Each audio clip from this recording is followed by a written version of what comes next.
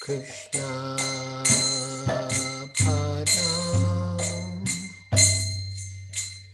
Sadhana Lalita Shri Vishnu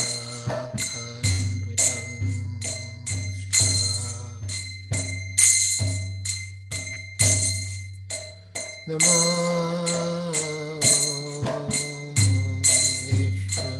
Vishnupadaya Krishna Prasthaya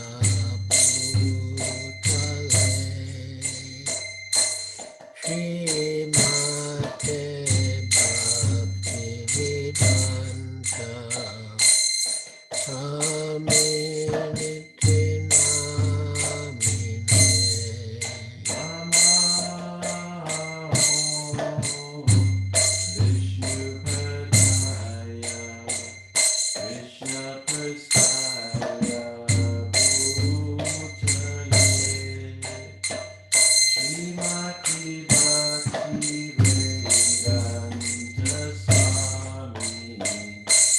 Nityananda Namaste Saraswati Devi Gauravani Pracharine Nirvishesha Shunyavadi Paschatadeshatarine Namaste Saraswati Devi Gauravani Pracharine Nirvishesha Sunyavadi Paschatadeshatarine Sri Krishna Chaitanya Prabhu Nityananda Shri Advaita Gadadhar Shri Vatsari Gaur Bhakta Shri Krishna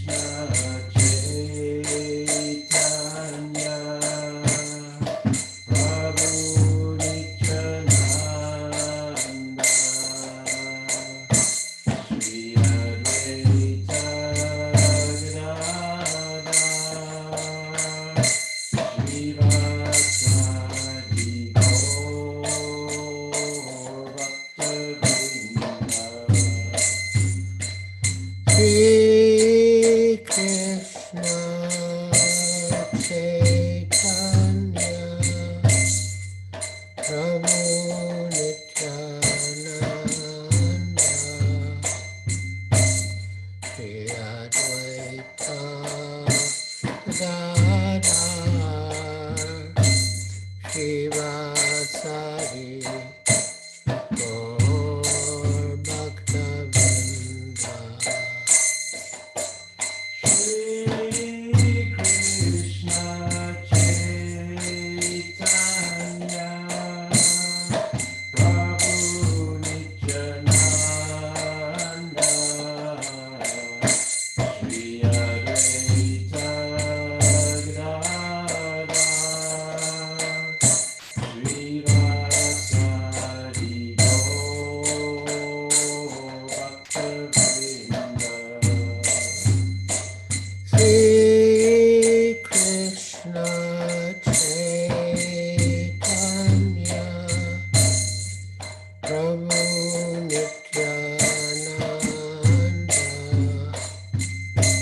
Shri Advaita Gadadhar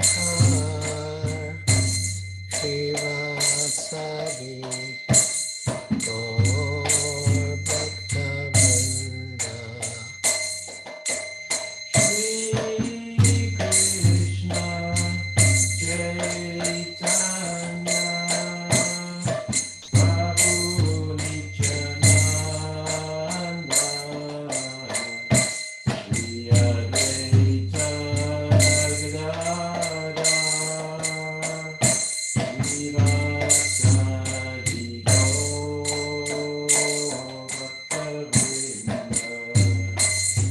Hare Krishna, Hare Krishna, Krishna Krishna, Hare Hare, Hare Rama, Hare Rama, Rama Rama, Hare Hare.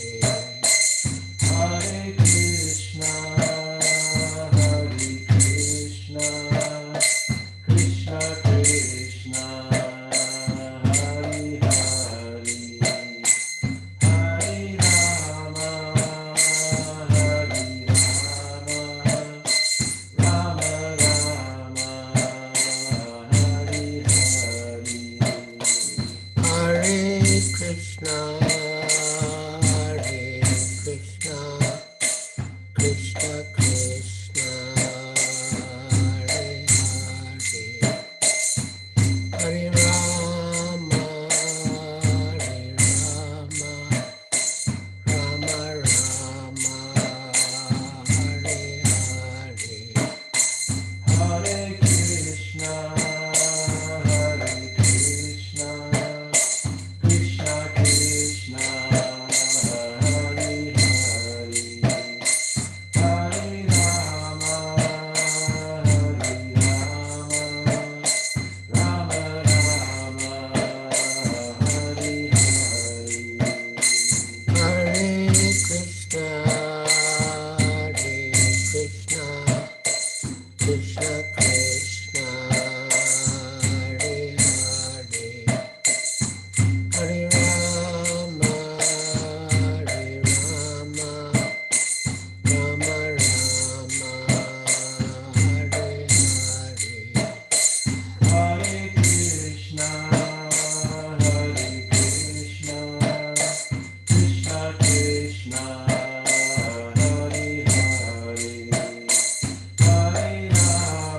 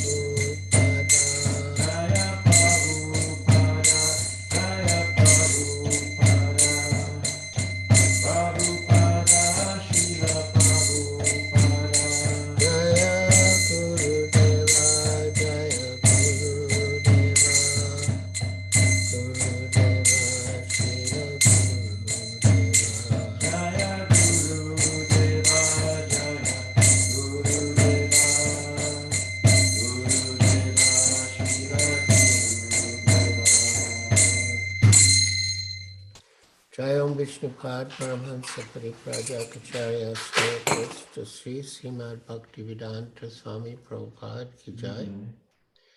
ISKCON founder Acharya Srila Prabhupada Ki Jai.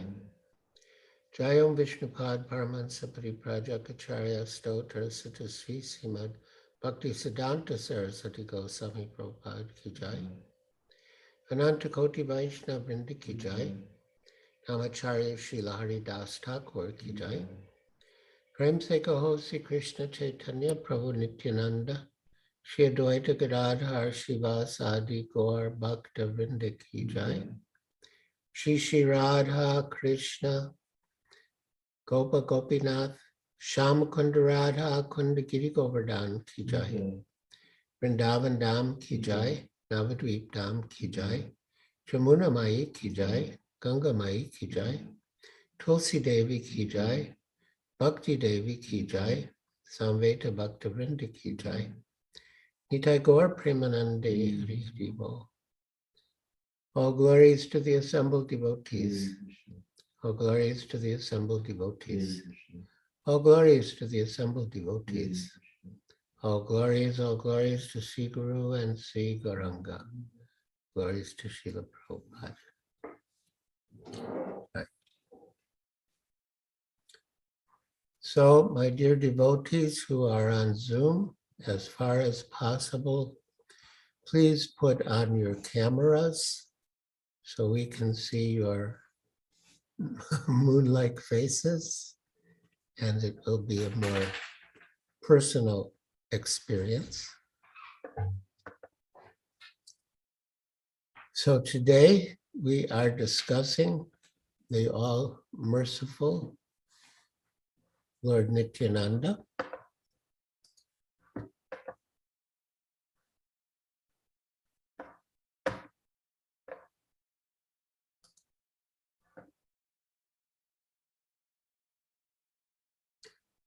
On the auspicious occasion of Sri Nityananda Trayodashi. According to the Bhagavad Gita, Srimad Bhagavatam, and Sri Chaitanya Charitamrita, the absolute truth is realized in three features.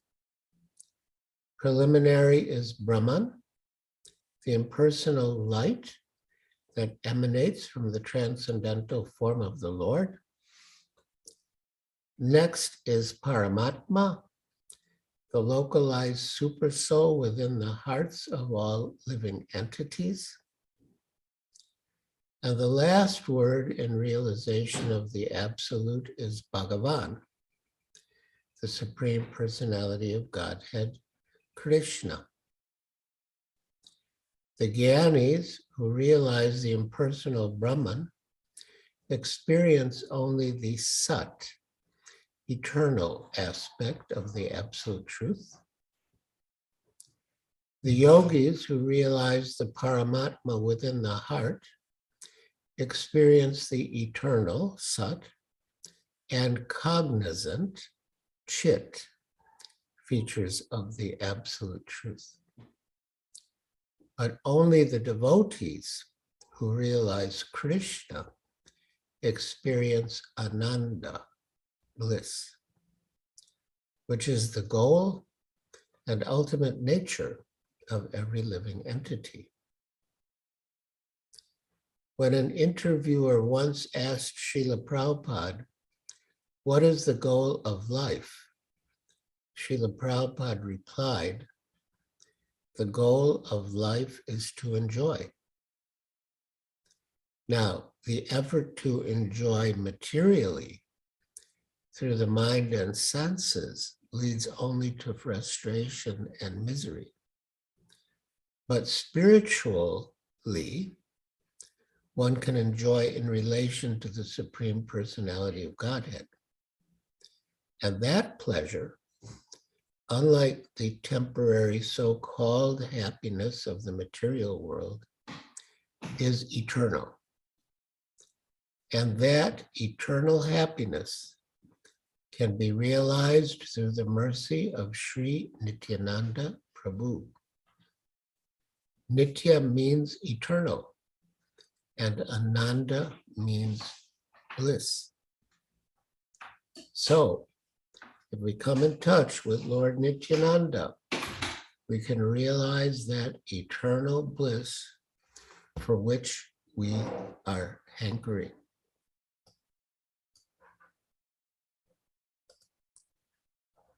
How do we become eligible for Lord Nityananda's mercy? That we can learn from the description of his qualities and pastimes in Sri Chaitanya Charitamrita, the most authorized book, biography, about the teachings and activities of Lord Chaitanya and Lord Nityananda and their associates. There are a number of verses that summarize the pastimes of Lord Chaitanya and Lord Nityananda, but one is especially instructive. From Adi Lila, chapter 17, the pastimes of Lord Chaitanya in his youth. Text 17. Jaya Jaya Sri Chaitanya Jaya Nityananda Jaya Dvaita Chandra Jaya Gaura Bhakta Vrinda Jaya Jaya Sri Chaitanya Jaya Nityananda Jaya Dvaita Chandra Jaya Gaura Bhakta Vrinda Jaya Jaya Sri Chaitanya Jaya Nityananda Jaya Dvaita Chandra Jaya Gaura Bhakta Vrinda. So, again, Adi Lila, chapter 17, the pastimes of Lord Chaitanya in his youth, text 17. Tabe Sachi Dekila Rama Krishna Dui Bai Tabe Nistarila Prabhu Jagai Madhai. Translation. Thereafter, Mother Sachi Devi saw the brothers Krishna and Balaram in their manifestation of Lord Chaitanya and Nityananda. Then the Lord delivered the two brothers, Jagai and Madhai. Purport by Srila Prabhupada. One night, Sachi Devi dreamt that the deities in her house, Krishna and Balaram, had taken the forms of Chaitanya and Nityananda and were fighting one another, as children do, to eat the Naivedya, or offering to the deities. On the next day, by the will of Lord Chaitanya, Sachi Devi invited Nityananda to take prasad at her house. Thus Vishwambar, Lord Chaitanya, and Nityananda were eating together. And Sachi Devi realized that they were none other than Krishna and Balaram. Seeing this, she fainted. So the story is that Sachi Devi had a dream and told her son Nimai, "Last night I had a wonderful dream. And in this dream, you and Nityananda went into my deity room, and you picked up the deity of Balaram, and Nitai picked up the deity of Krishna, and the deities started to protest. You can't take us from the altar. You can't take us out of the deity room." And you and Nityananda replied, "Your days of stealing butter and playing pranks are over. Now you are appearing as Brahmins to chant the holy names." Then they started to fight over Mother Sachi's offerings. And Krishna and Balaram said, "These are meant for us. You can't have them." And Gaur Nitai were saying, "But now you have appeared as us, so we can take them." Mother Sachi asked Lord Chaitanya, "What do you think of this dream?" And Lord Chaitanya said, This is a very wonderful dream, but don't tell anyone about it. Because he was concealing his identity as the Supreme Personality of Godhead, he didn't want anyone to know that he was Krishna and Nityananda was Balaram. Then Lord Chaitanya said, I would go into the deity room to have Mahaprasad and see that half of it was gone. His wife, Lord Chaitanya's wife, Vishnu Priya, was listening to this, and he knew that she was listening. So he said, when I would see that half of the offering was gone, I would suspect that it was Vishnu Priya who took the Mahaprasad. But now I am seeing that these deities are very mystical. And I am suspecting that they themselves might be eating half of the remnants meant for us. He continued, anyway, I think tomorrow you should invite Nityananda for lunch. So she did. And as they were having lunch, she saw them transform themselves into Krishna and Balaram, and she fainted. Now, back to Srila Prabhupada's purport. Jagai and Madhai were two brothers born in Navadvip to a respectable Brahmin family, who later became addicted to all kinds of sinful activities. By the order of Lord Chaitanya, both Nityananda Prabhu and Haridas Thakur used to preach the cult of Krishna consciousness door to door. In the course of such preaching, they found Jagai and Madhai, two maddened, drunken brothers, who, upon seeing them, began to chase them. The next day, Madhai struck Nityananda Prabhu on the head with a piece of earthen pot, thus drawing blood. When Sri Chaitanya Mahaprabhu heard of this, he immediately came to the spot, ready to punish both brothers. But when the all-merciful Lord Gauranga saw Jagai's repentant behavior, he immediately embraced him. By seeing the Supreme Personality of Godhead face to face and embracing him, both the sinful brothers were at once cleansed. Thus they received initiation into the chanting of the Hare Krishna Mahamantra from the Lord and were delivered.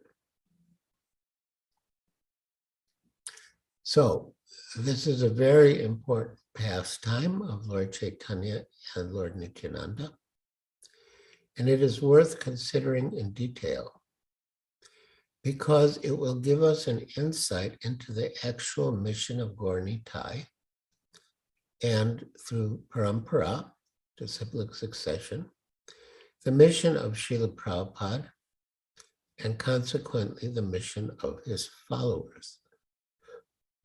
So Chaitanya Mahaprabhu ordered Nityananda Prabhu and Haridas Thakur to go into Navadvip to approach whomever they met on the way, and to go door to door and approach people at home and request them to chant the name of Krishna, to worship Krishna, to accept Krishna as their life and soul and the treasure of their wealth, and not to distinguish between who was qualified and who was not. Many people in Navadvip were pious, and when Nityananda Prabhu and Haridas Thakur approached them, they accepted the request, and they all developed pure love for Krishna. One day, as Nityananda and Haridas were making their way around Navadvip, they saw a large crowd of people watching a spectacle from a distance. When they approached, they saw two drunken brothers, Jagai and Madhai. The townspeople explained, they were born in a respectable Brahmin family, but in their youth they fell into bad association and have engaged in all sorts of sinful, horrible activities. They drink wine, they murder people, they burn down people's houses, they loot and rob and plunder. They rape women. They eat cow's flesh.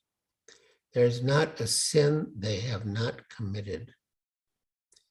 They are extremely dangerous, and the whole of Navadvip lives in fear of them.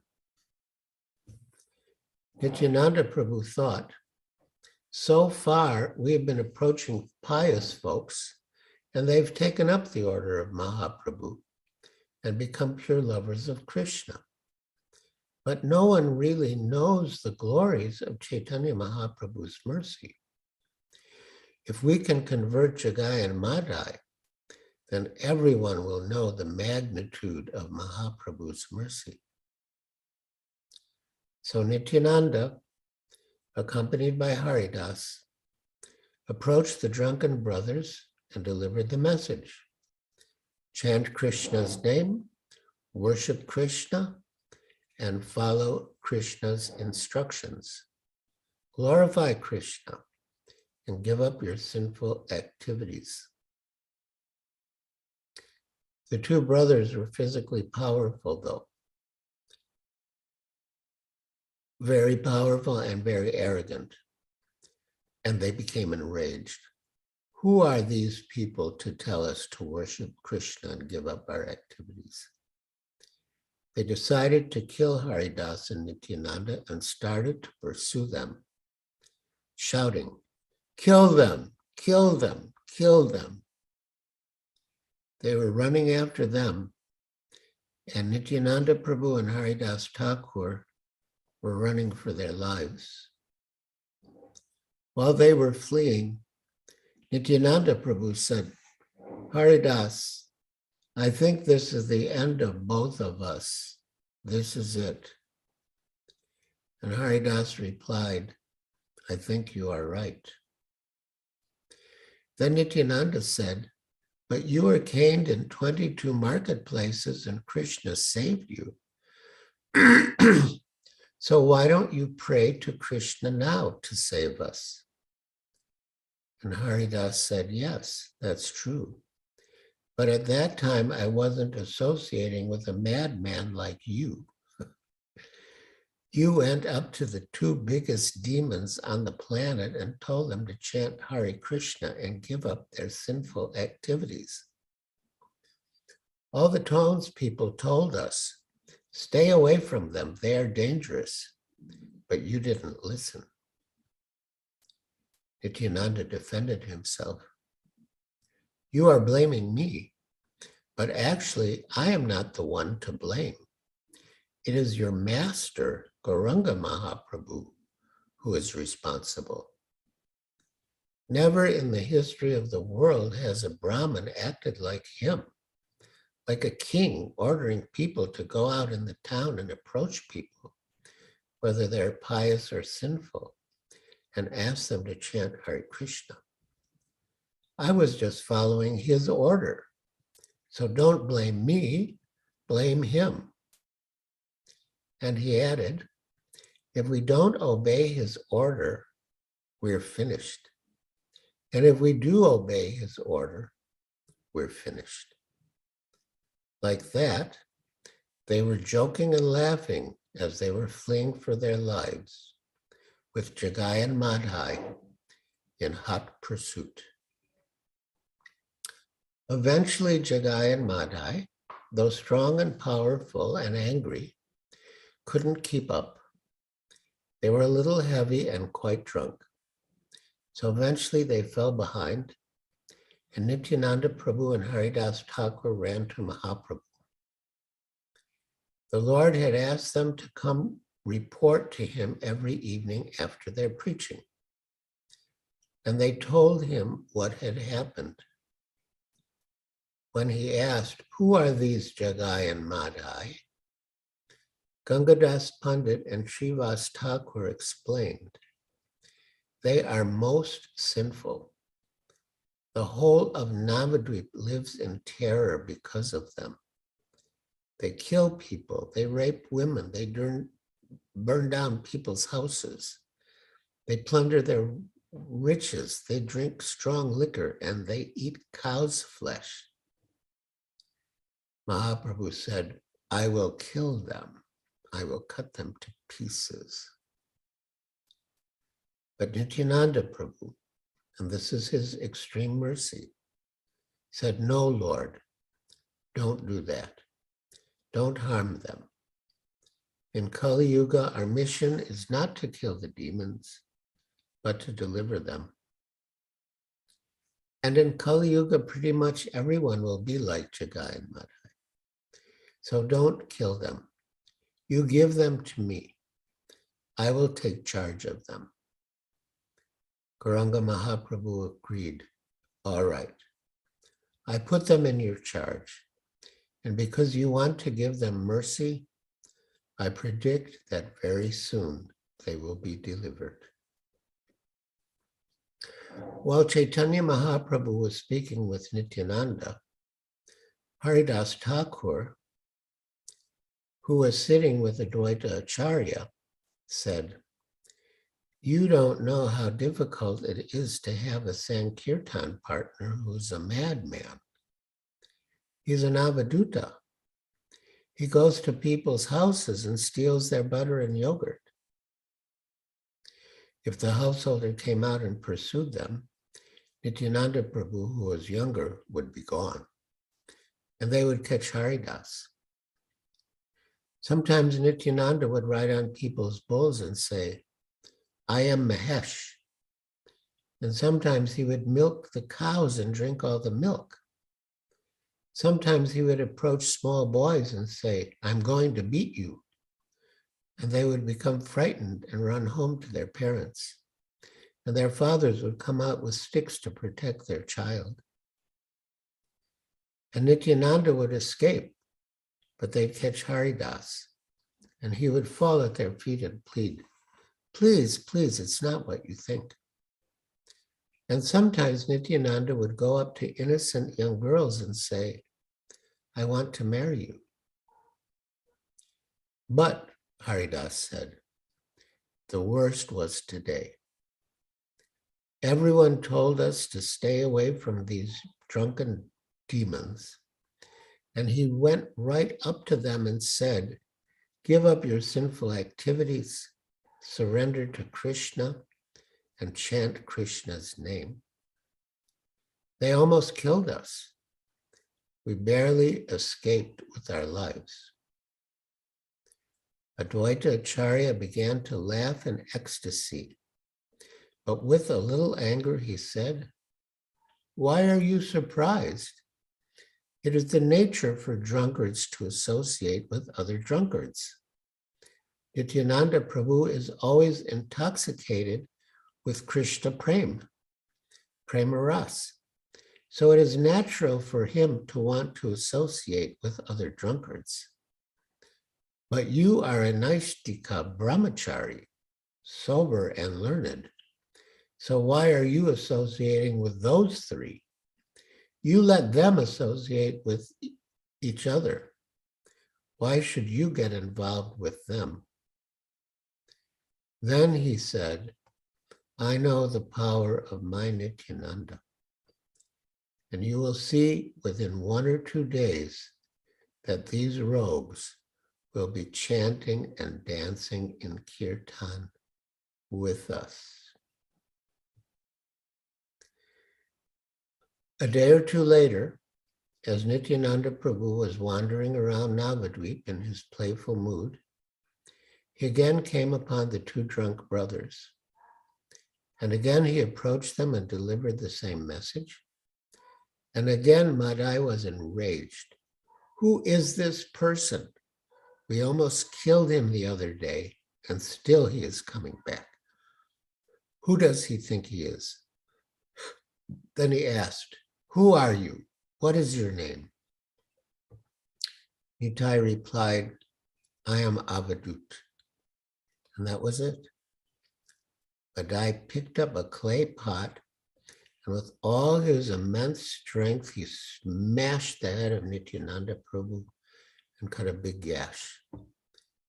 Blood covered Nitai's face and gradually his whole body. I don't mind that you struck me, he told Madai. But what really pains me is how much you are suffering in ignorance. Please accept the mercy of Gauranga Mahaprabhu and you'll be happy.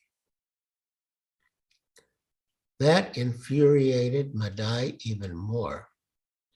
So he picked up another pot, wanting to kill Nitai.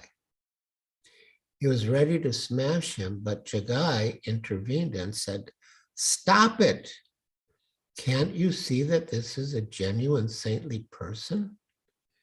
That he actually has love for you and feels compassion for you?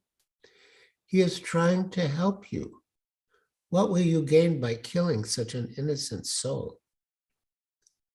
Meanwhile, the news of Madai's attack reached Chaitanya Mahaprabhu, and he rushed to the scene, as Prabhupada said, angry as fire, and immediately called for his Sudarshan chakra to kill them.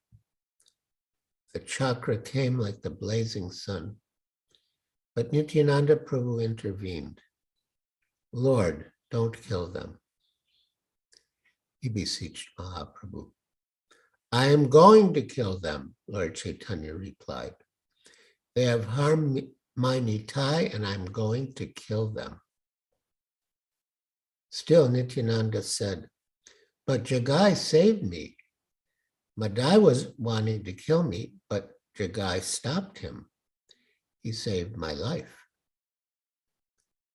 When Mahaprabhu heard that, his heart melted, and the chakra immediately disappeared.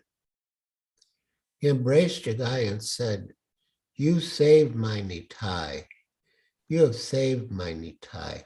I forgive you for all you have done." After embracing him, he manifested a four-armed form with the symbols of Vishnu, the club, disc, lotus, and conch, placed his lotus foot on the heart of Jagai, and filled him with ecstatic love for Krishna. And Jagai was weeping in ecstasy. Then Chaitanya Mahaprabhu turned his attention back to Madai. He was still angry and ready to kill him. But Madai's heart had also changed. The Chaitanya Bhagavat describes that the two of them, Jagai and Madhai, were so close that they were like one soul in two bodies. So by Jagai's heart changing, Madai's heart also changed. And of course, he didn't want to be killed. He said, "You have given mercy to Jagai, but we're together. We've done everything together. Whenever we plundered someone's house, we did it together. Whenever I burned down someone's house, he was with me. Whenever I drank liquor, he was with me. Whenever I ate cow's flesh, he was with me. We did everything together. So why are you giving him mercy and not me?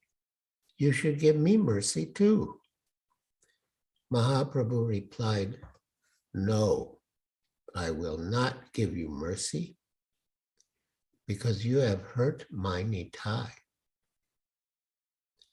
Madai said, "We've read in scriptures that so many demons attacked you with weapons and you delivered them. So you should deliver me too." And Mahaprabhu replied, "No, I will not deliver you. Nityananda's body is more dear to me than my own. Those demons attacked my body and I delivered them. But you attacked Nitai's body, which is more dear to me. I will not forgive you." Chaitanya Mahaprabhu was poised to kill Madai, and Madai pleaded for mercy. Then Mahaprabhu showed the way. You beg for Nitai's mercy. If he gives you mercy, then I will spare you. So Madai prayed to Nityananda Prabhu, and Mahaprabhu told Nitai, if you actually forgive him, then you should embrace him. And Nityananda, his whole body still covered with blood, picked up Madai, who had prostrated himself, and embraced him. That is how merciful he is. Then Chaitanya Mahaprabhu said, all right, I will spare you. Nitai said, now I give him to you. Then Chaitanya Mahaprabhu gave Madai Prema Bhakti. This is inconceivable. He gave him something that Lord Brahma doesn't have. He gave him something that great rishis and sages and devas are endeavoring to get. He gave it to Jagai and Madai, and they were the most horrible, sinful reprobates. So, all that Nitai wanted came true. Later, back at Mahaprabhu's house, the devotees had Sankirtan, and Mahaprabhu said that all of Nitai's desires would come true. Nitai was thinking, if these two demons, the worst on the planet, could receive Chaitanya Mahaprabhu's mercy, then my traveling everywhere and preaching will be successful. He thought, if I can convert these two demons to accept the mercy of Chaitanya Mahaprabhu, then I can actually consider myself a servant of Chaitanya Mahaprabhu.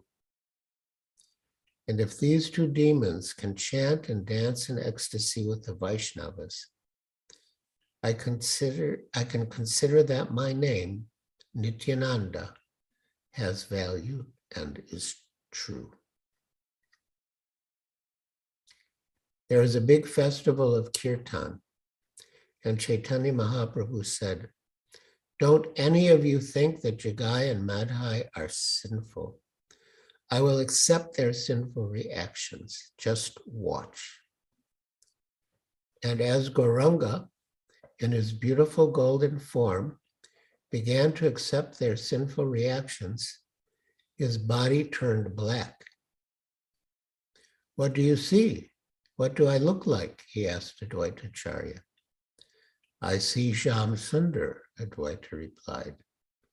Gaur Sundar has become Shama Sundar. Then Chaitanya Mahaprabhu asked, how will I get free from these sinful reactions? It will be through Harinam Sankirtan.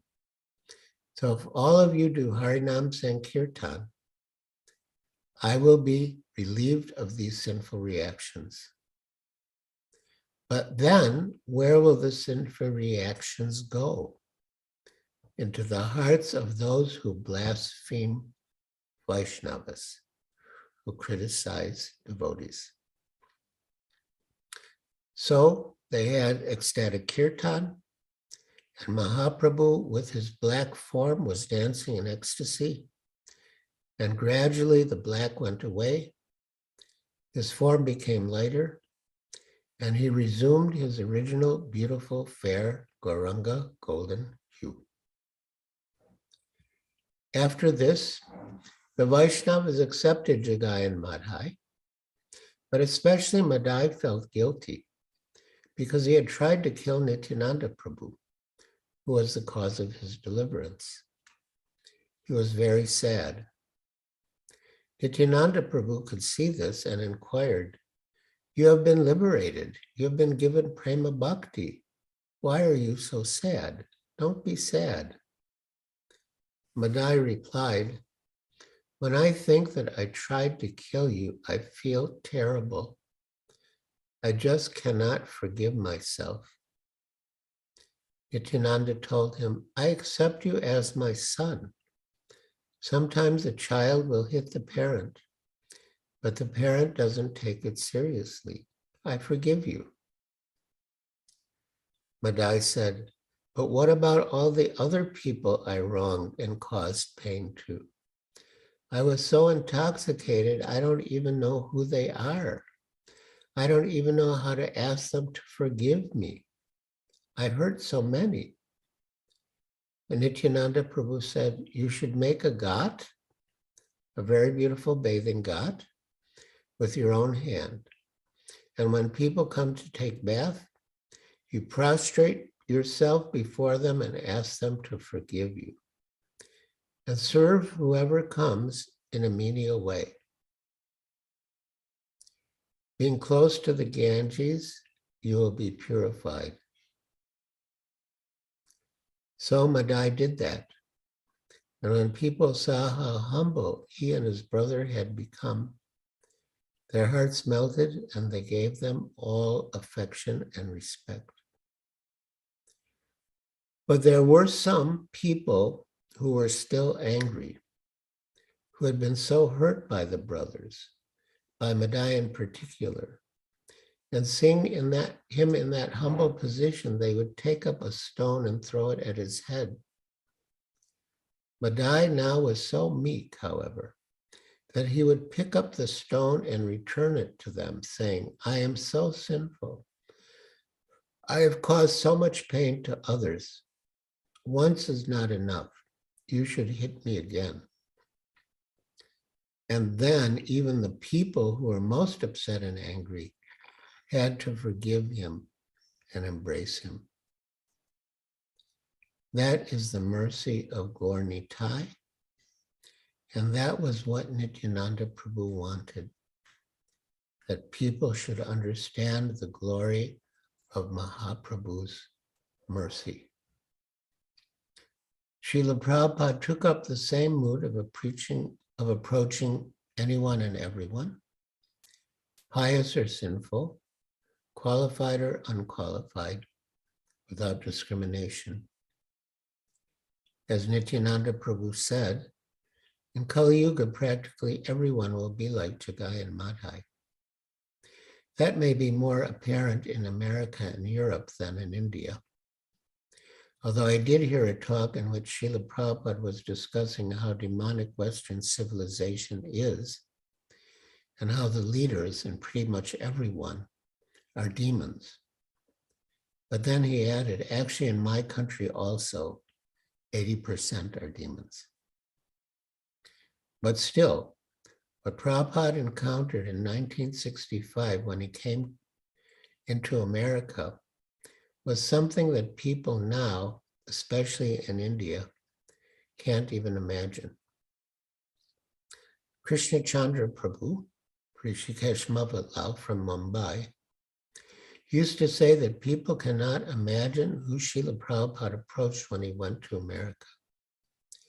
He recommended that everyone see the DVDs of Srila Prabhupada when he came to America, first at 267 Avenue in New York, and then at Golden Gate Park in San Francisco. You just can't believe, you can't imagine the type of people he was approaching, and they didn't always receive him well. There was one incident when Srila Prabhupada was in New York. I hope you've read Srila Prabhupada Lilamrita.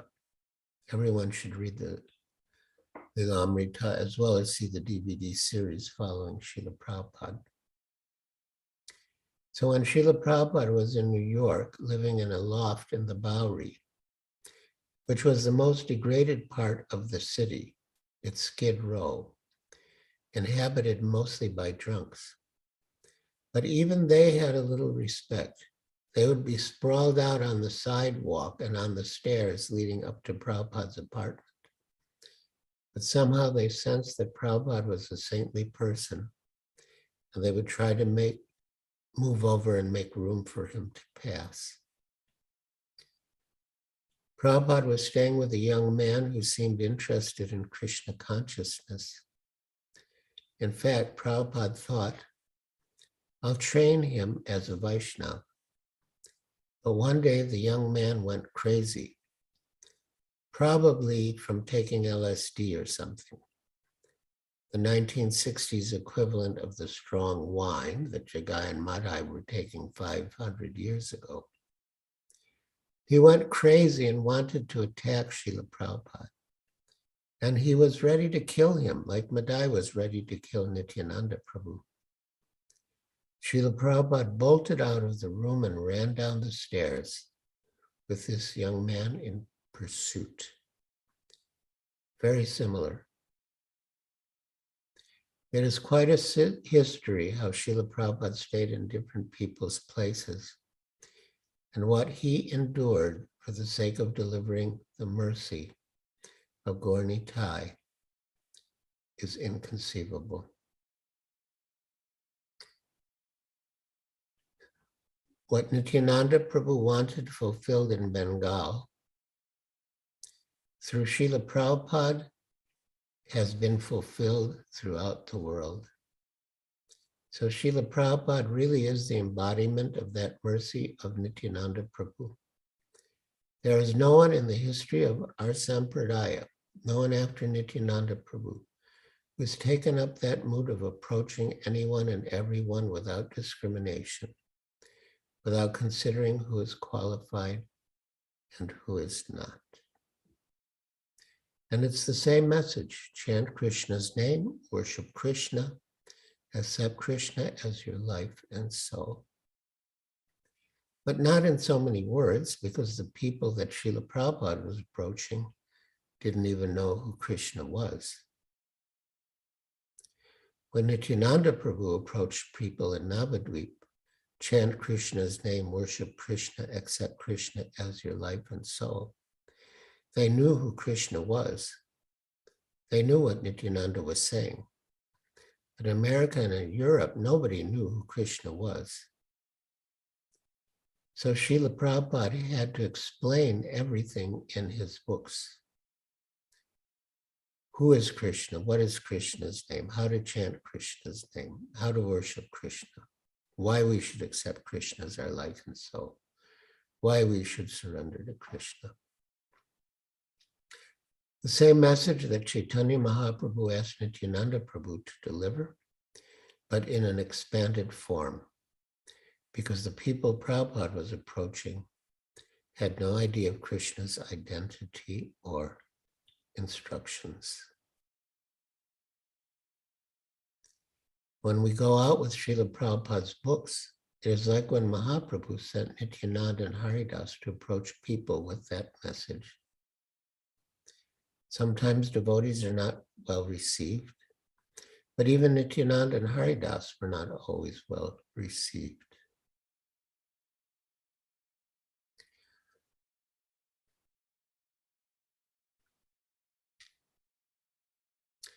So this is the continuation of Nityananda Prabhu's mission, and Srila Prabhupada really has that same mood.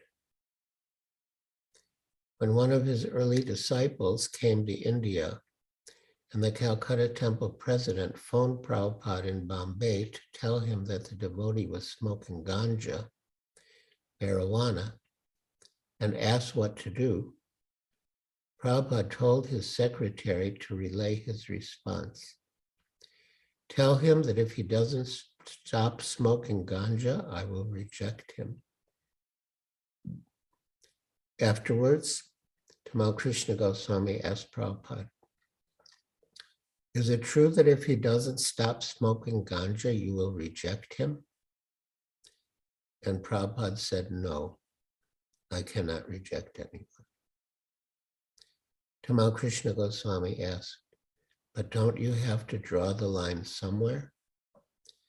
And Srila Prabhupada replied, the mercy of Lord Nityananda is unlimited. So that was Srila Prabhupada's mood. He was in the mood of Nityananda Prabhu. So, on this most sacred and blessed occasion, we can pray to Nityananda Prabhu to inspire and empower us with his mood of humble persuasion.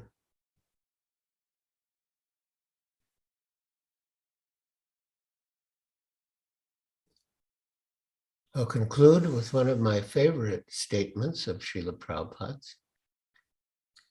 He said, quote, "To approach Radha and Krishna, you need the mercy of Lord Chaitanya. And to get the mercy of Lord Chaitanya, you need the mercy of Lord Nityananda. And to get the mercy of Lord Nityananda, you have to approach people like Jagai and Madhai. So if we ever feel, oh, I'm too high, I am too holy, I cannot approach these people, we should think of that instruction and Srila Prabhupada's own example and Nityananda Prabhu's example, and really pray, beg to be humble instruments of their love and mercy and compassion. As Srila Prabhupada's Guru Maharaj told him, that will be good for you and good for the people who hear you. And we should loudly chant the holy names, Hare Krishna, Krishna Krishna, Hare Hare, Hare Rama, Rama Rama, Hare Hare. So, thank you very much. Hare Krishna. Well, glories to Srila Prabhupada, Sri Nityananda Prabhu Ki Jai. Thank you, Maharaj. Thank you, Maharaj. Thank you for the very enlightening discourse. As scheduled, Maharaj, for 5 minutes, Lalita Mataji would like to speak about your books. So if you can give us 5 minutes, then after that, we will take a couple of questions based on your availability, then, Maharaj. Thank you. Great. Good.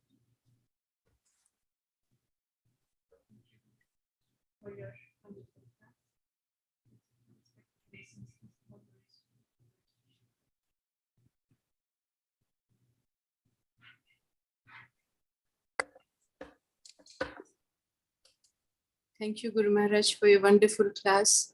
Thank you so much for allowing us to serve you as the representative of Lord Nityananda.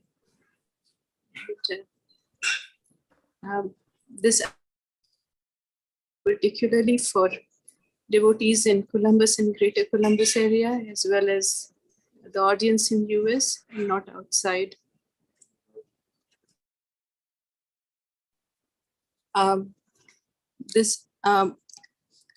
The books, everybody who knows all of them have been written under personal instruction from Srila Prabhupada to Maharaj more than a few times. That's business. So when his health didn't, for his extensive worldwide services, Maharaj has stayed and given us his most wonderful realizations in the books. The first book being Watering the Seed. It's full of personal instructions Maharaj received from Srila Prabhupada and addresses so many things that bothers us or is a question for us in our daily lives. Simplest but deepest instructions on how should we understand and apply impersonalism in our preaching. What does Prabhupada's equal vision really means? My favorite chapter, the glorious tests, and personal instructions understood and assimilated by Srila Prabhupada. The version is also available. Devotees more comfortable in Hindi or for our seniors in the family. Then the second book, Many Moons. Even beginners who are connected with this movement are aware that human life ought to be animal life. And this movement Maharaj said in his class, was given to us by Lord Chaitanya, but basically by Srila Prabhupada. And if I can say, mostly by his servants, some of whom are wonderfully glorified in this book, and some of whom we may not get to ever meet in our realm except through this book. So please avail yourself to this book, Many Moons. Life's final exam applies to one and all. It has articles and submissions from a lot of persons attached to the field of hospice and palliative medicine.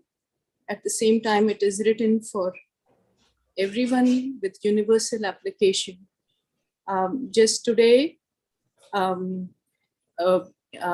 BMT, bone marrow transplant director at local James Hospital, which is America's top 10 cancer hospitals, took some copies for the chaplaincy department for her hospital to be read and studied by them, because we don't have many resources on the Vedic understanding of death and dying.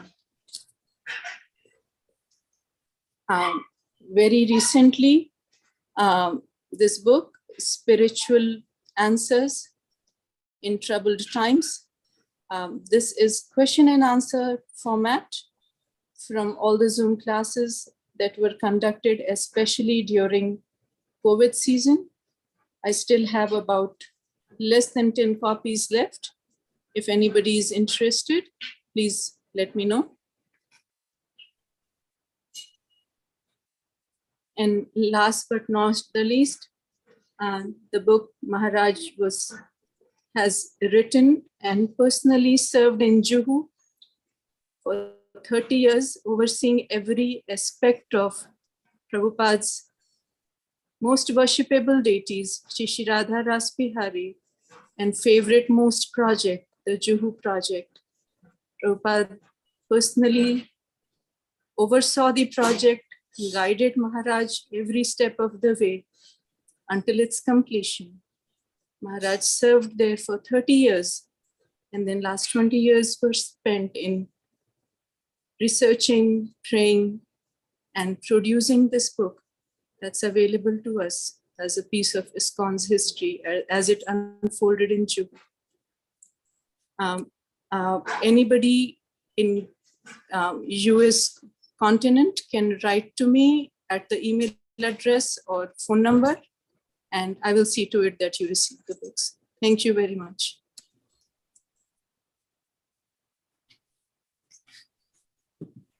Thank you, Mataji. Thank you. Thank you for kindly telling us about Maharaj's books. I see a couple of hands raised. So we will first go to Ayushi Nanda. See that name? You can unmute yourself and ask the question, please. But again, I request the participants on Zoom, as far as possible, please put on Hare your Krishna. cameras.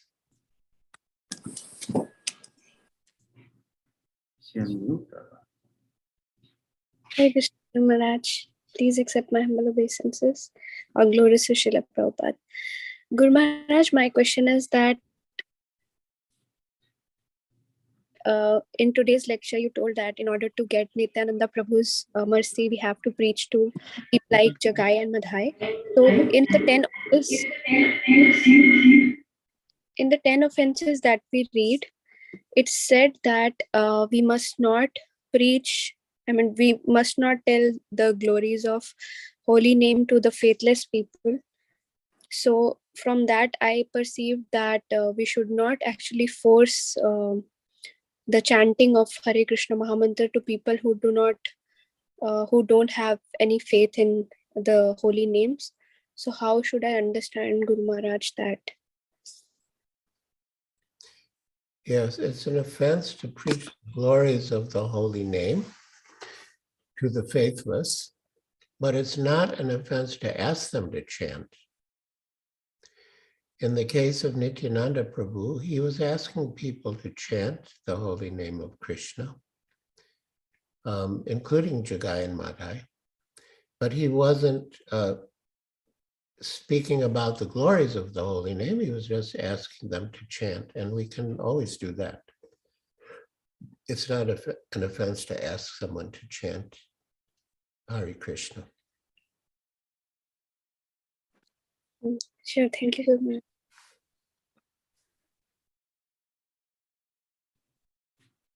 Thank you, Mani. I think the next Rukmini Devidasi. Rukmini Mataji, you can please go ahead.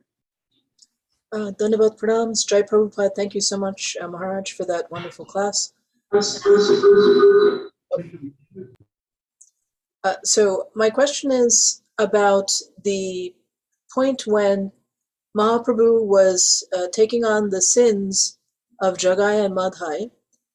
And I was wondering whether, so Mahaprabhu had this golden complexion because Krishna had taken on the heart and the luster of Srimati Radharani, and he was in the mood of a devotee. So I was wondering whether this annihilation of sin is a function of Krishna rather than a devotee. So is that why he again appeared as Shyam Sundar Krishna, that Srimati Radharani was not taking on that function? Or is there any way of relating these two considerations? Yeah, I mean, he was, as you said, Lord Chaitanya was Krishna in the mood of Radharani with the complexion of Radharani. And so he was Gaur-Sundar. But by accepting the sinful reactions of Jagai and Madhai, his Gaur-Sundar form became like Shyamasundar, blackish. And, he said that he can be relieved of those sinful reactions by Harinam Sankirtan. But then he raised the question, where will the sinful reactions go? And he said it will go to those who blaspheme Vaishnavas, which is a very stern warning for us not to criticize devotees, blaspheme Vaishnavas. As far as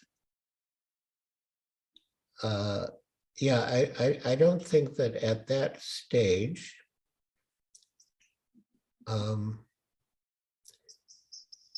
Srimati Radharani's complexion, it was like a different situation. It was a different situation. I see. He had her complexion, but because of accepting those sinful reactions, and he wanted to show the devotees, he wanted to convince the devotees that Jagai and Madhai were no longer sinful. So he accepted them and his body turned blackish. So from Shyam-Sundar from Gaur-Sundar he became Shyam-Sundar. And then he went back to being Gaur-Sundar. I see. Thank you so much, Maharaj. Hare Krishna. Thank you, Maharaj. The next question is from Siddhi Lalasa. Please go ahead. Hare Krishna, Guru Maharaj. I have one comment and one question. I just heard Lalita Devi speak of one passage from Watering the Seed, the equal vision.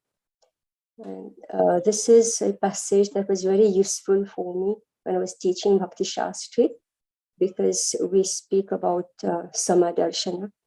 And at least 3 books, this topic comes up about the Madhyam, the Uttama, the Kanisha, the vision. And this particular passage, I use it to teach my students. I actually gave them, it was an exam paper. And so this is how I appreciate the value of your book. because it's a lot of theory. Just reading, the passages from Bhagavad Gita, but when you gave that particular passage, and because it's very difficult to actually understand who is a devotee, what is a devotee, but very much this equal vision passage illustrated the very depth of what is equal vision. And Prabhupada was sitting with they were not just ordinary people, they were learned people, big people in society, and they couldn't figure out what is Prabhupada and what is his equal vision. So this is, for me, what the books that you have given us is most precious and valuable to all students. This is my comment. Yes, that Siddhi Lalasa Dasi is referring to an item in Watering the Seed called Srila Prabhupada's Equal Vision. And it's a very interesting discussion that Srila Prabhupada had with these learned gentlemen who came to him. And they,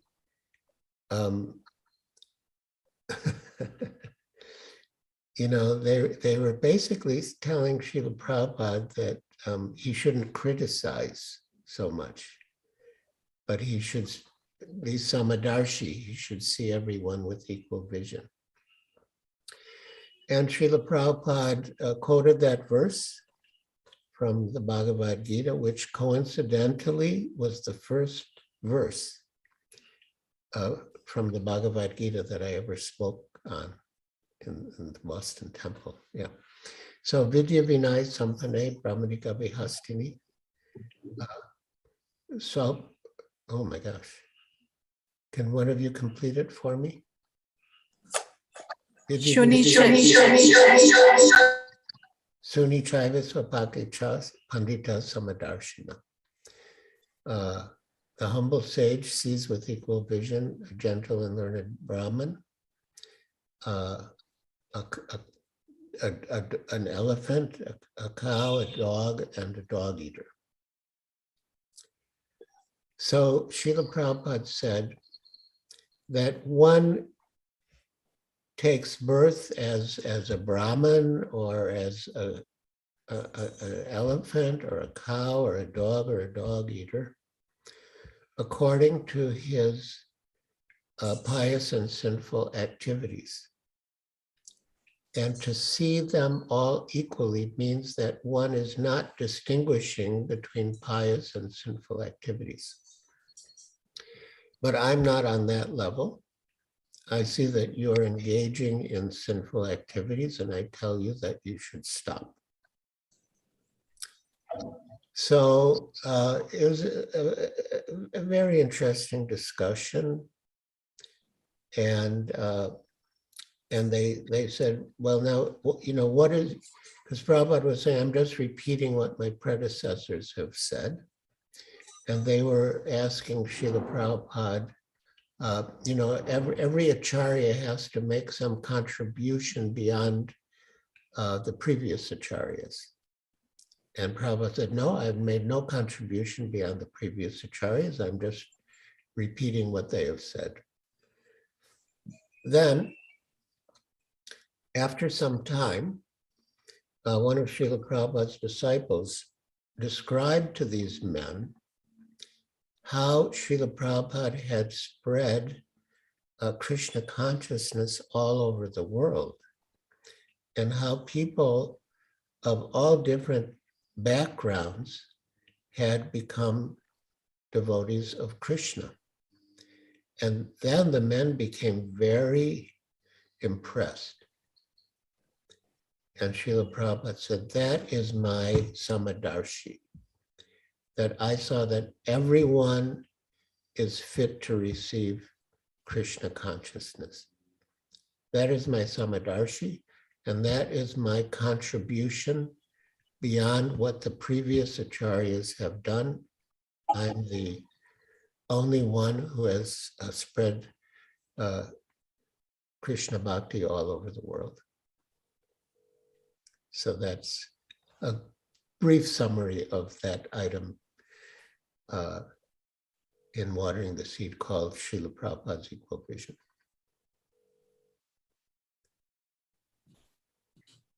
Guru Maharaj, may I ask my question? Maharaj, we have 4 more devotees. Hope we have time. Maharaj, can we go ahead? Yeah, but it seems like, I thought Siddhi Lalasa was just making a comment, but now it seems like she has a question. So I think we should let her ask her question, then we can go to the other 4. Guru Maharaj, it's about worship of Gaurnitai. So I'm reading in Chaitanya Charitamrita Adi Leela about the chapter 4. It's about It's like who is next. Chaitanya Maharaj, Mahaprabhu. okay? Maharaj, we have 4 more devotees who want to ask questions. Can we go ahead, Maharaj? You have time? Yeah, I have time, but I'm Not saying, able to hear. I'm saying that Siddhi Lalasa, Oh, okay. It's already in the. she still has her question, and then the other 4. Then we'll take the other 4. Yeah, please go ahead.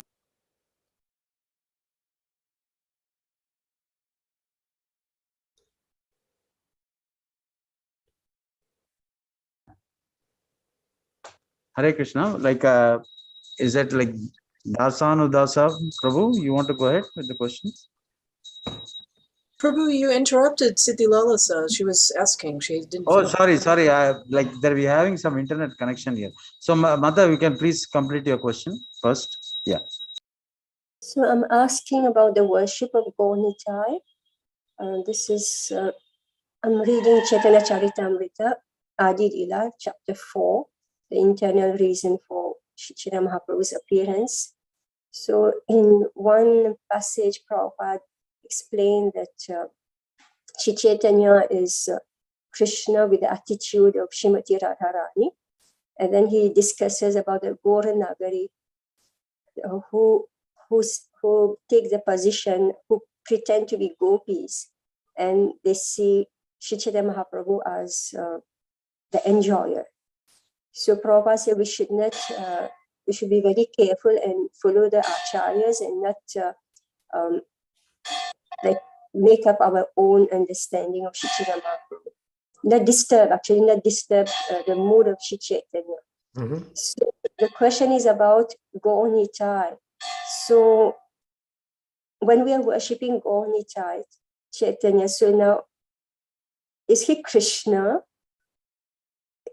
Who is he when we're worshipping Gaurnitai? Krishna Balaram? Or like we are offering Tulsi to Gaurnitai. So meaning this is like the Purusha. And then Prabhupada is speaking about we shouldn't disturb the mood of Shri Chaitanya because he's Krishna in the mood, attitude of Radharani.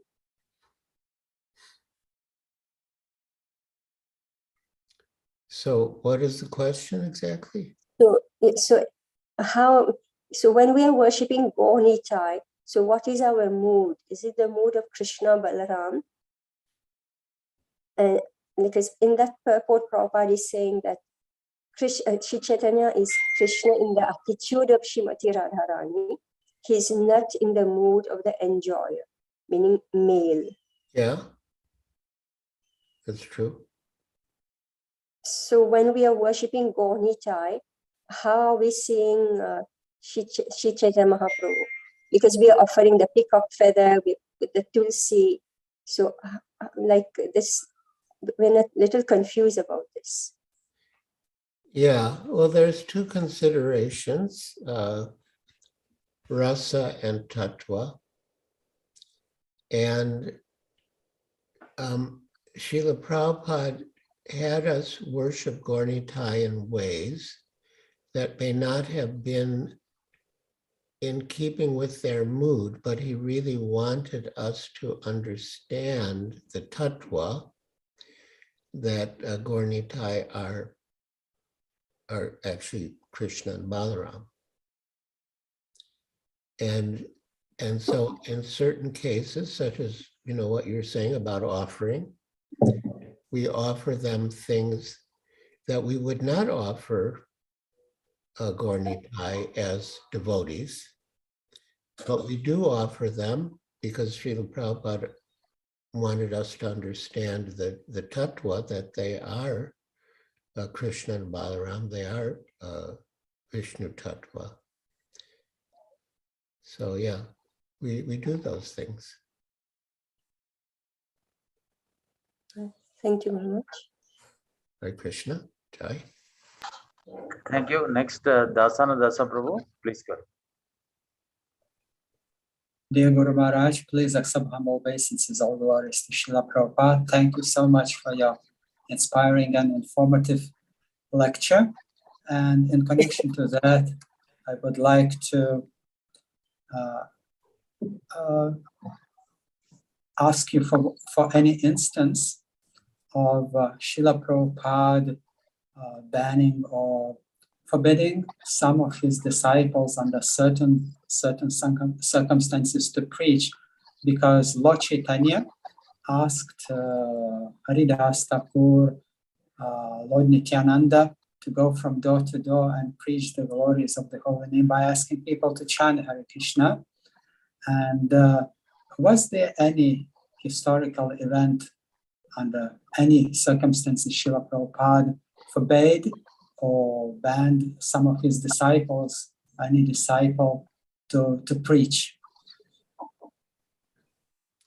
Well, Srila Prabhupada wanted the preachers to be knowledgeable in the philosophy.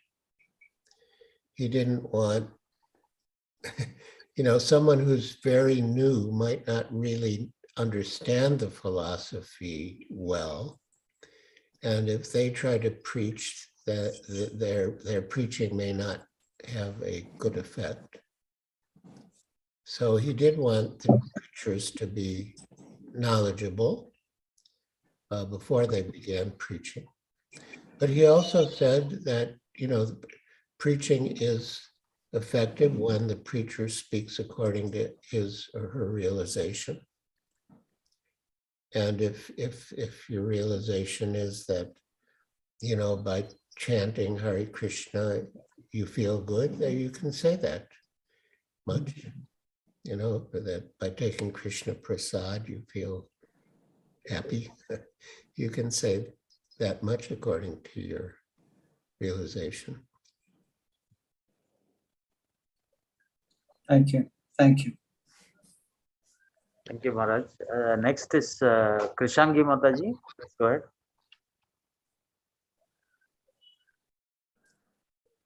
Hare Krishna, Guru Maharaj. Please accept my humble obeisance. Thank you for the beautiful reading. Every time, no matter how many times we hear the reading from you, it seems ever fresh, and it seems like we can see the past times when we hear it from you. And my question is, I heard that Jagai and Madhai were Jai and Vijay who took an extra incarnation as Jagai and Madhai, but I'm not sure if it's true. Can you please clarify this point and tell us if it's true, how it happened? Yeah, I heard that also. I don't know what you mean by how it happened, but yes, I also heard that. I mean, how did they decide to come back, as when they already did their 3 times they came and it was an extra descent? Well, this is explained in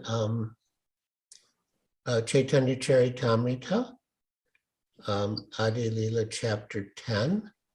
The trunk, branches, and some sub-branches of the Chaitanya tree. And text 120 says, Mahakripa Patra Prabhura Jagai Madhai Patita Pavana Namaira Sakshi Duibai. Jagai and Madhai, the 89th and 90th branches of the tree, were the greatest recipients of Lord Chaitanya's mercy.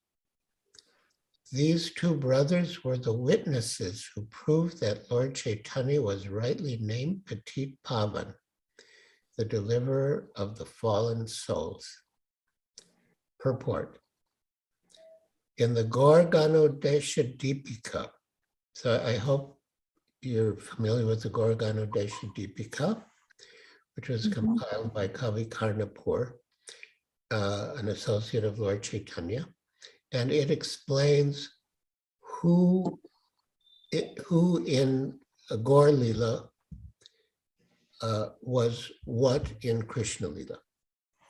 So in the Gaur Ganodesha Deepika 115, it is said that the two brothers, Jagai and Madhai, were formerly the doorkeepers named Jai and Vijay, who later became Hiranyaksha and Hiranyakashipu. Jagai and Madhai were born in respectable Brahmin families, but they adopted the professions of thieves and rogues and thus became implicated in all kinds of undesirable activities, especially woman hunting, intoxication, and gambling. Later, by the grace of Lord Chaitanya Mahaprabhu and Sri Nityananda Prabhu, they were initiated, and they got the chance to chant the Hare Krishna Mahamantra. As a result of chanting, both brothers became exalted devotees of Lord Chaitanya Mahaprabhu.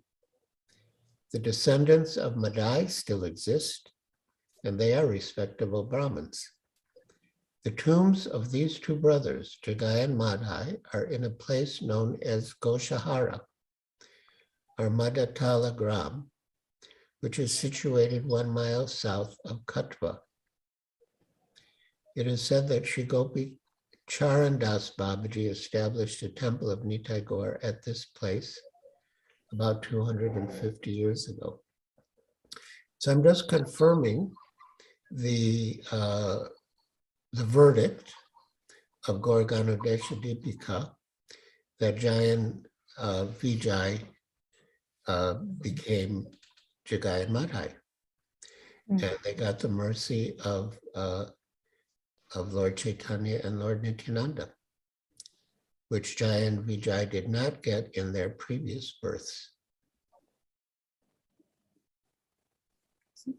So after getting the mercy of Lord Chaitanya, did they go back as Jai and Vijay, or did they get elevated to higher realms?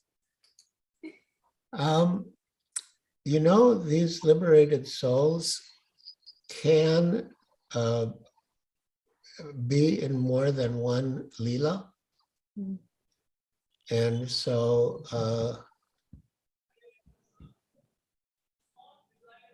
I would like to think that in one of their forms, they became devotees of Lord Chaitanya and Lord Nityananda.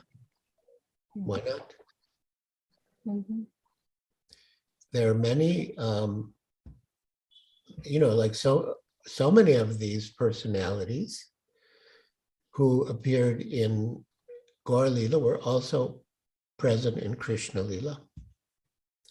And they could be simultaneously present in both. And even we, when we're perfected, if we have attachment both for Krishna and Lord Chaitanya, we can enter into both Gaur Lila and Krishna Lila.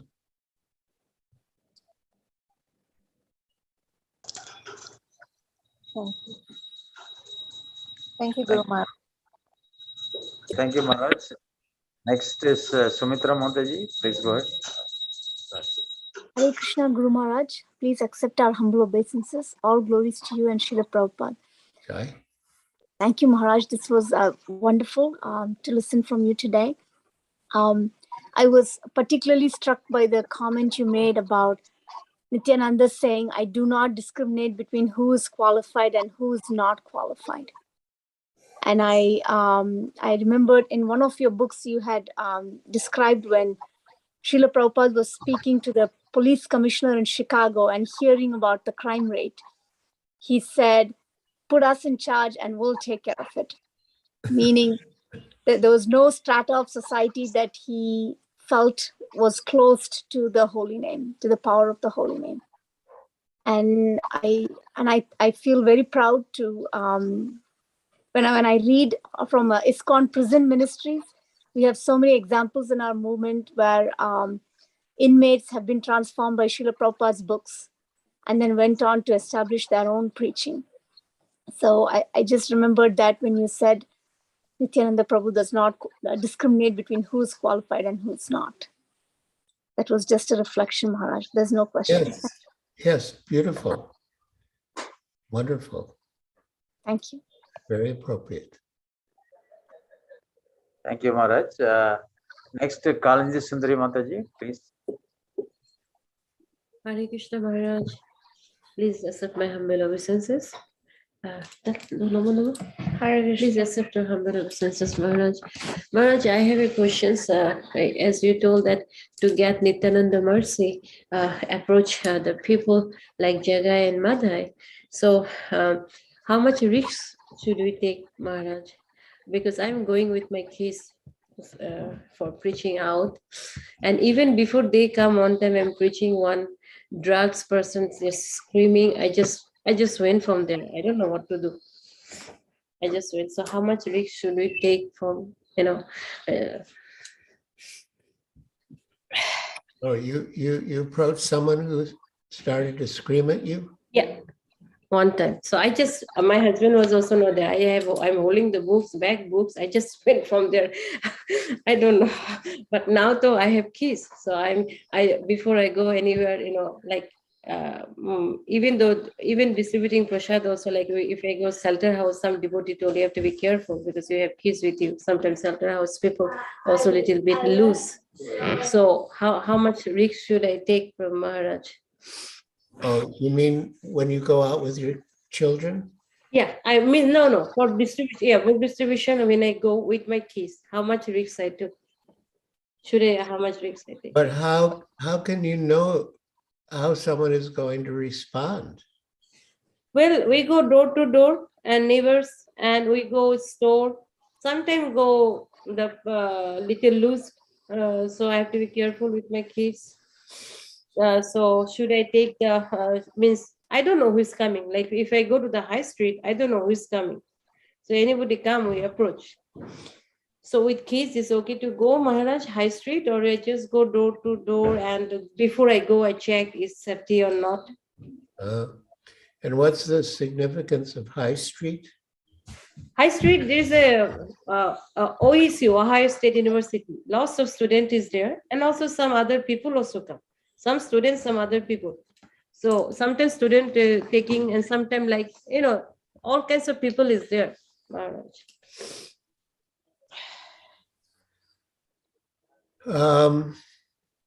Rukmini has put a comment in the chat that there are many bars there. Yeah.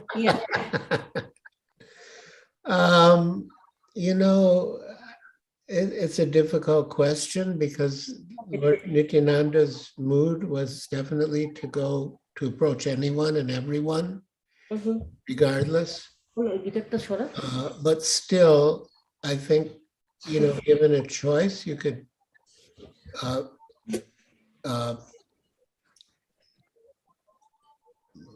but now Hari Ramesh says that High Street's a very good place for Harinam Sankirtan.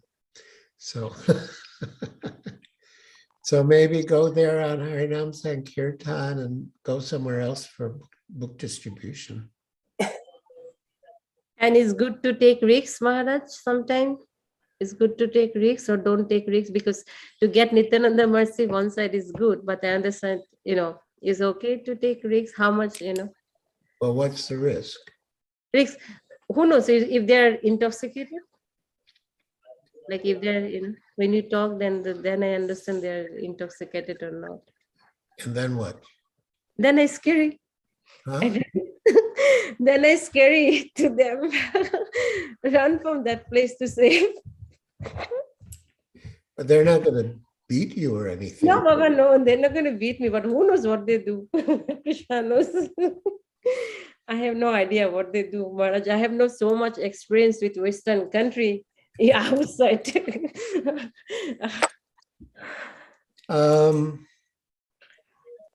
You know, I think if someone's intoxicated, you know, it's probably better not to approach them, or if you approach them and then you find out they're intoxicated, it's, you know, it depends, you know, you can try to give them a book, but if it looks like they're not going to be very receptive, then I'd move on to someone who might be more favorable, might be a better prospect. Okay, Maharaj. Yeah. And Maharaj, I have a request. You know, today is Nityananda Trayodashi and very special, the most merciful day. Maharaj, could you bless me, or could you pray that my mind become devotee? Everything going on house, just my mind become devotee with my own family, Maharaj. That is, you know, I can think of Krishna, please, more than I, you know, that is the most important. I'll pray for you. I'll pray for you. Yeah, as the Bhagavad Gita says, the mind can be the best friend or the worst enemy. But I'll pray for you that your mind cooperates to think about Krishna and service to Krishna. That was a nice request. And also for my kids, Ujjalita and Diptiman. Also, please pray for them that they also become a nice devotee, Maharaj. I will. They look like nice devotees. Servant of devotees, I mean. Yes. I'll pray for them too. Thank you so much, Maharaj. Thank you so much. Maharaj, please don't forget us also in ISKCON Columbus. Please pray for us also, everybody in the temple. And we also play at the feet of Krishna Mataji to give us some mercy. So, Hare Krishna. Maharaj is there. Thank you so much, Maharaj. It's really past time, and really your mercy is overflowing today. And we are so happy that you are able to take all the questions of all the devotees. And we once again hope to see you soon. Give us a new festival discourse. Thank you so much, Maharaj. Hare Krishna. Okay.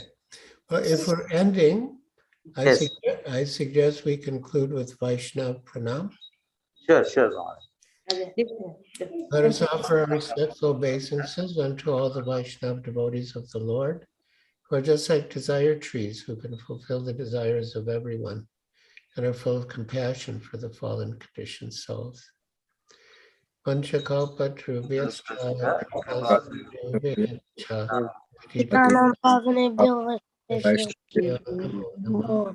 Koti Vaishnava ki jai. Bolna Giriraj Maharaj ki jai. Maharaj ki jai. Hare Krishna Maharaj. Hare Krishna. Thank you, Guru Maharaj. Jai. Hare Krishna. Thank you, Maharaj. Thank you, Maharaj. Hare